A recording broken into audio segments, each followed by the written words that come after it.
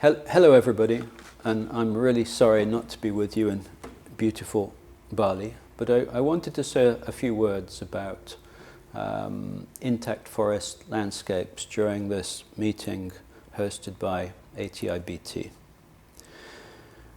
In 2001, Gabon reformed its forestry law to make sustainable forestry obligatory by law in the Gabonese Republic. In 2017, we took the decision to make certification by FSC obligatory across all of the permits of Gabon. Back in 2002, the late President Omar Bongo Ondimba created 13 national parks covering 11% of our country. And one of the criteria we used to define those national parks was intact ecosystems, and large ecosystems where populations of large mammals like elephants and gorillas and chimpanzees and leopards were thriving. And so already when Gabon started to work on its mix of conservation and sustainable forestry, we had this principle in mind that we needed to identify the most biodiverse forests, the most fragile forests, the big blocks of intact ecosystems, if we were going to be able to save the Congo Basin ecosystem, the Congo Basin forests, along with its wildlife. So today we have a vision for 30% protection and 60% of our country in sustainable forest management. Now we have this principle, IFL, intact forest landscapes. Like many principles, it's created outside of the Congo Basin and then applied to our forests. That's not necessarily a bad thing, but it's a principle that was created following a global analysis, a planetary analysis, using satellite imagery, and it basically looks at whether or not forest landscapes are bisected by visible road systems. With any global principle, when you apply it to the Earth, you have a certain definition. When you zoom in to a country, you have to change that resolution.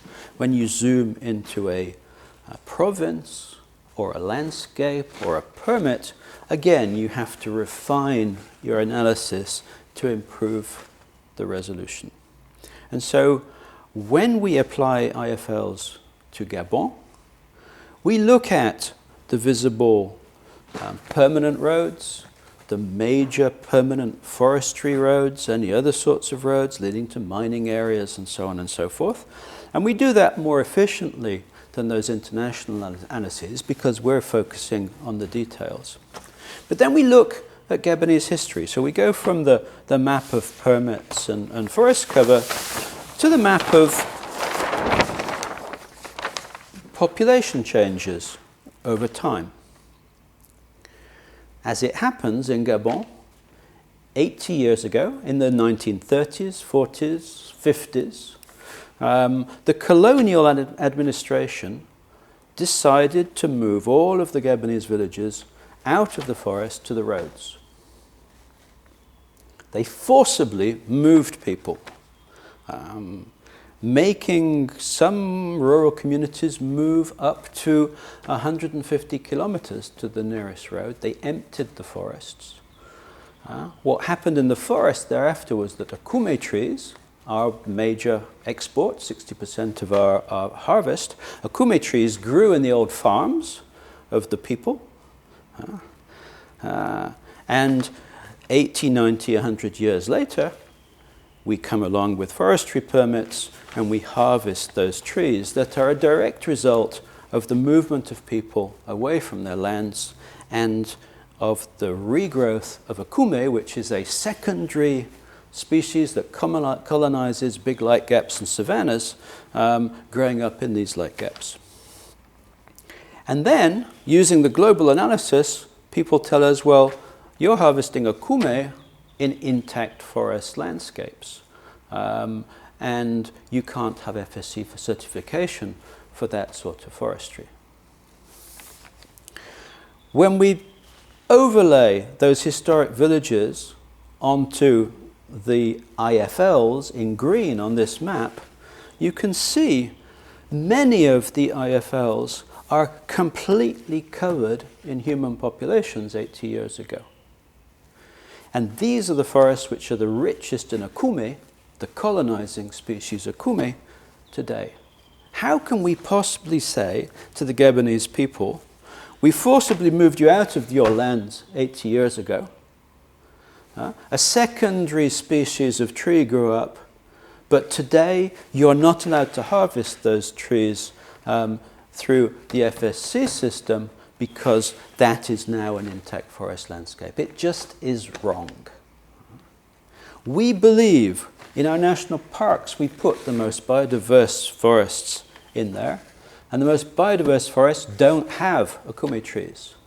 And one could say the same thing in Congo with the entandrophragmas, which are tree species that regenerate in people's farms.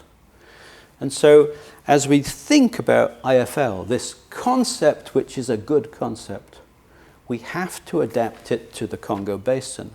And if you try and create a rule that works for all forests around the world, whether they're temperate and tropical, there are going to be multiple victims of your lack of sophistication, and it will end up having a counterproductive impact on forestry. Are we going to do what Gabon does, log sustainably on a 25-year rotation with FSC certification in a carbon positive, biodiversity positive, socially responsible way? Or are we going to say, Gabon, you don't have the right to make furniture and parquet and windows and doors out of these secondary species because they're in an intact forest landscape? Because if we do that, the end result is going to be these forests will disappear. We are logging the forest to save the forest. We're logging the forest in a carbon positive way. We are the most carbon positive country on earth. We're a key member of the High Ambition for Coalition for Conservation and for People. We're heading to 30% production, and this IFL rule, as it stands, is going either to force us to leave FSC or force us to give up on that model, which is probably the best chance we have for saving the Congo Basin forest. So please take the time to assess this issue. Let's be technical about it. Let's hear each other instead of talking in parallel terms, and let's come up with the best solution for the forests. Thank you.